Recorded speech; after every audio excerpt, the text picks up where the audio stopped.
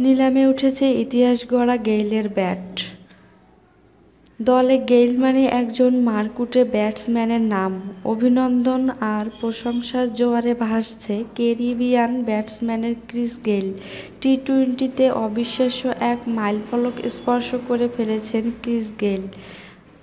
আইপিএলের ম্যাচে গুজরাট লায়ন্সের বিপক্ষে ৩৮ বলে ৭৭ রানের ঝড়ো ইনিংস খেলে গেইল ছুঁড়ে ফেলেছেন ১০,০০০ রানের মাইলফলক। উদযাপনের এক অভিনব পন্থাও বের করেছে ইউনিভার্স বক্স। যে ব্যাট দিয়ে ইতিহাস গড়া ইনিংসটি খেলছেন সেই ব্যাটটি তিনি তুলবেন নিলামে। আর সেখান থেকে প্রাপ্ত অর্থ ক্রিস গেইল ফাউন্ডেশনের মাধ্যমে ব্যয় করা হবে জনহিতকরদের কাছে। আগামী ৬ জুন অনুষ্ঠিত হবে গেইলের ব্যাটসের নিলাম।